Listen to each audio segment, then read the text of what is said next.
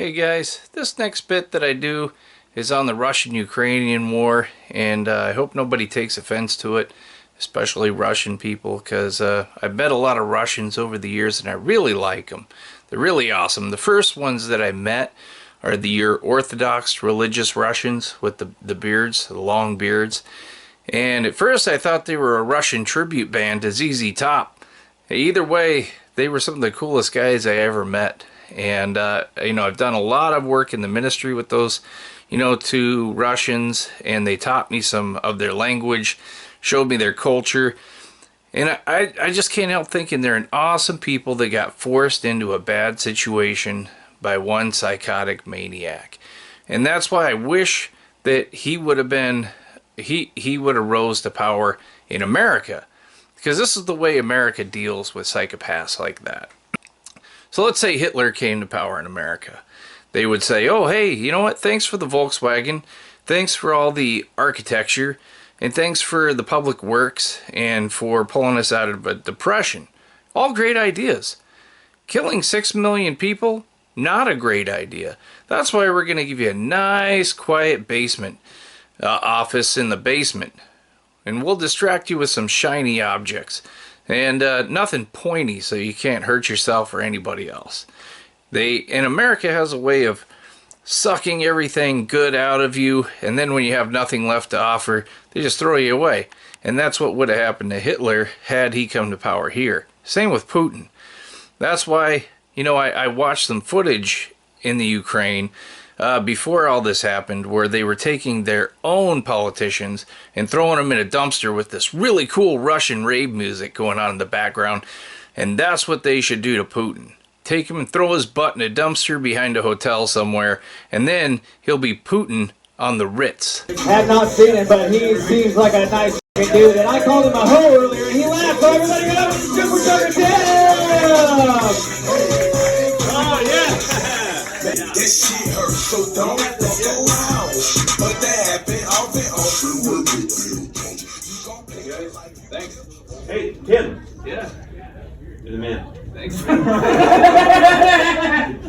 No heckling, please. So if the comedian talks to you, you can respond. Oh, okay. Yeah, guys. So super trucker, that's just a term, really.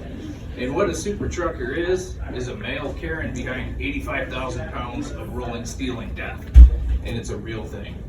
So imagine somebody who cannot be wrong behind that much power. Testy. Testes. 1, 2, Put it 3. up, put it closer. Closer to your mouth. Testy. Hey! Yeah, Super Trucker Tim, everybody! So it's an angry world. People are mad, and the one person that they hate the most out there on the highways is us, the truckers. For some reason, we're always in somebody's way, even when we're not even trying. And the worst scenario is when you got two lanes coming together into one lane. So I'm going to tell you guys truckers' stories from the road, and I need your help, because no trucker story is worth listening to unless it starts like this. Have I got a story for you? It's really happy. You're damn right it did. So, I'm on the Sunset Highway, right? Two lanes come together into one. My trailer's already up into the crossing lane. Lady's so mad. She's coming up alongside me, and same old signature. I know that finger's coming up and flip me off. So it's never anything different. It's always the same, I wish somebody would do something different. I'd pay to see something different. But I know the finger's coming, so I tell my buddy, dude, give me your credit card. So I take his credit card, I take the straw out of my big old cup, and as she pulls up to the window, that middle finger is right here, and I go, and I got the straw sticking out my nose, and she goes, and that's all she can do. Well, she rolls the window down and she says to me, how dare you snort cocaine while you're driving the truck? And I looked there dead in the eye and I said, it ain't cocaine. What is it? That's for me to know.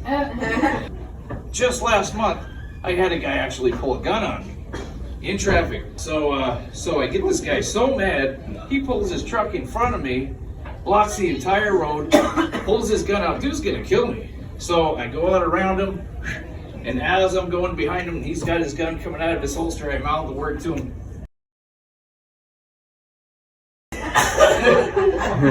And I got the cop on the line while I'm doing this, and she says, "Please, in God's name, tell me you didn't mouth the word to him." That wasn't a good idea, because he's coming after me now. So the dude's coming after me, and he's really mad by this time. But I decided, well, I shouldn't do that again. But the cops ended up catching up to that guy, and they got him off my tail, which that was a little close. I probably won't. Ground. Same thing, same scenario, 2 lanes coming together. This huge Russian dude in a semi-truck, you know, he's mad. He finally gets ahead of me. He's got this big hairy arm the size of a grizzly bear, and he goes, "Pull over! Pull over!" Dude wanted to fight me on the street, and I said, "Dude, no way. My doors are locked tighter to you than the Ukrainian border." And so that dude's mad. But I started really thinking about Russians, you know, and I like most Russians that I run into. I really do. I really do. No. Okay. Man, that was kind of. You said a terrible revolt. Like the Dutch. Okay, I can't go down the Russian road. Go for it. Oh, okay.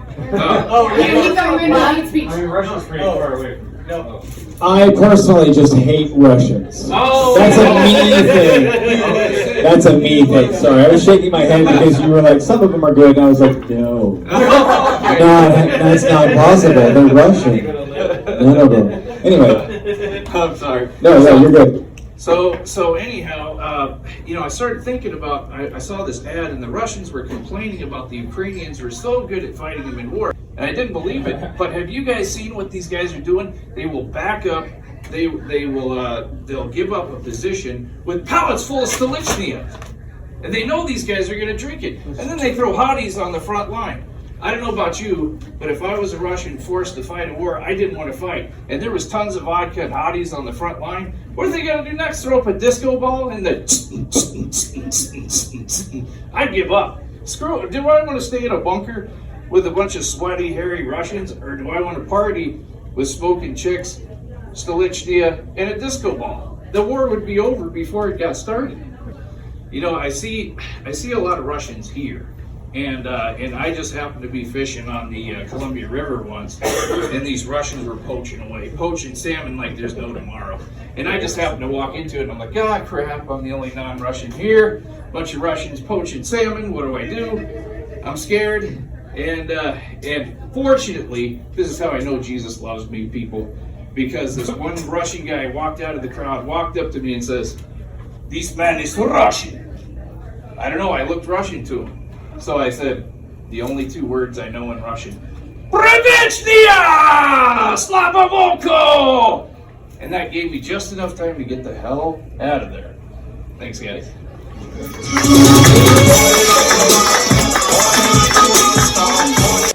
Testes. 1, 2, Put it closer. Closer to your mouth. Testy. Hey! Yeah! Super Trucker Tim, everybody!